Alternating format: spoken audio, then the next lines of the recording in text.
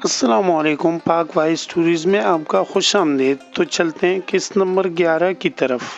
منگنی کے بعد رمشا پہلی مرتبہ خود اس سے ملنے کے لیے آئی تھی اور پھر اب نہ جانے کیوں اس ملاقات کے بہانے ڈھونڈنے لگا تھا۔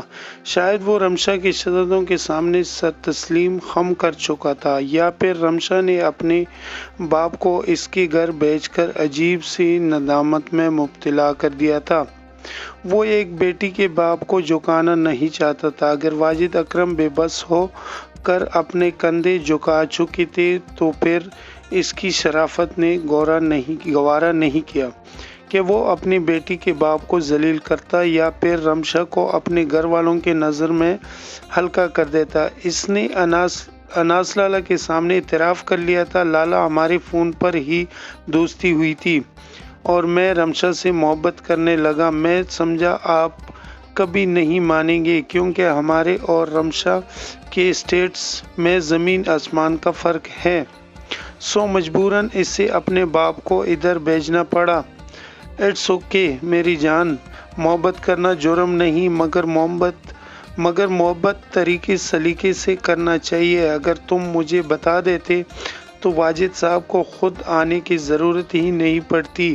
لالا نے محبت سے اس کا شانہ ٹپک کر کہا تھا۔ پھر رمشا اور اس کی ملاقاتوں کا ایک طویل سلسلہ چل پڑا۔ حالانکہ شادی سے پہلے کا میل ملاپ اسے پسند نہیں تھا، مگر رمشا میں نہ جانے کیسی مقناطیسی کشش تھی۔ وہ اس کی محبت میں دن بدن اور آگے بڑھتا جا رہا تھا۔ وہ بے حد خوبصورت تھی، تعلیم یافتہ تھی، ہر لحاظ سے مکمل تھی، اور سب سے بڑی بات اب جرار کی محبت میں مبتلا تھی۔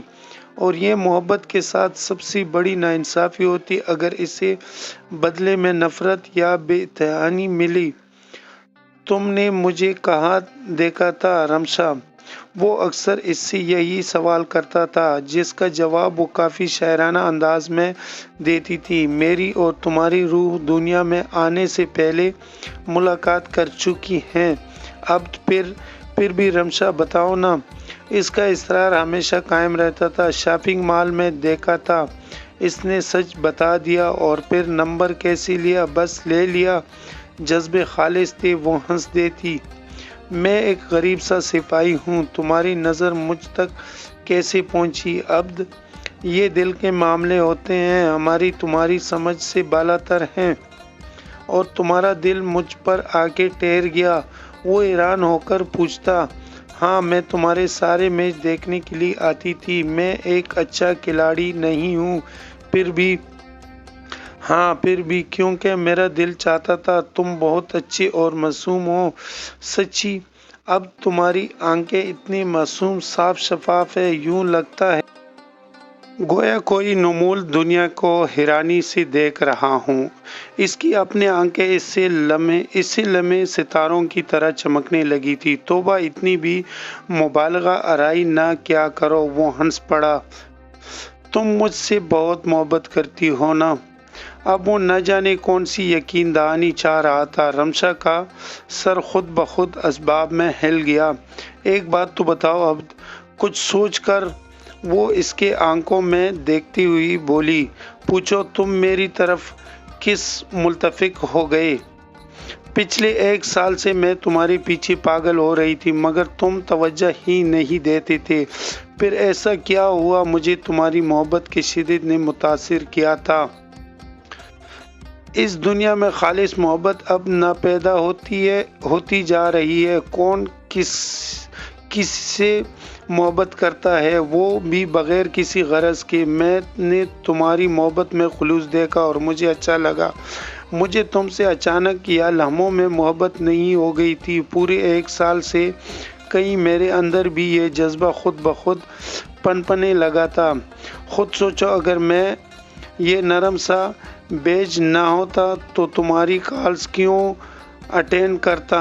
میں نے تم سے بہت سوچ بچار کر کے محبت نہیں کی ہے، بس وہ لمحے ہی کچھ ایسے جب تمہارا نام میرے دل کی خالی منصب پر خود بخود سج گیا۔ شاید اس وقت جب لالا نے مجھے بتایا تھا کہ تمہارے پاپا ہمارے گھر آئے تھے، مجھے لگا تھا اگر ہم ان کے شکستہ کندھوں پر کچھ اور بوجھ لاد دیا تو وہ جی نہیں پائیں گے۔ شاید ایک باپ کی بے بسی کا جذبہ باری تھا یا پھر تمہاری خالص محبت کا۔ بس اب ذرا تو بن دیکھے تمہاری محبت میں گوڈے گوڈے ڈوب گیا، وہ سحر انگیز آواز میں کہہ رہا تھا۔ رمشا کا دل لمحہ بھر کے لیے ڈوب کر ابھرا۔ تم ہمیشہ میری رہو گی نا؟ وہ محبت کے سرزمین پر قدم رکھنے کے بعد پہلا وعدہ لے رہا تھا۔ ہاں۔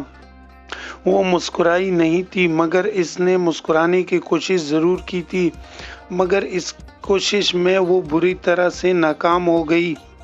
امید ہے آپ لوگوں کو یہ سٹوری کا قصہ پسند آیا ہوگا۔ اگر پسند آیا تو ویڈیو کو لائک کر لیں اور کمنٹ میں اپنے رائے کا اظہار ضرور کر لینا، اور چینل کو سبسکرائب کر لیں، بیل نوٹیفیکیشن کو آن کر لیں تاکہ ہمارا آنے والا قسط آپ کو بآسانی پہنچ سکے۔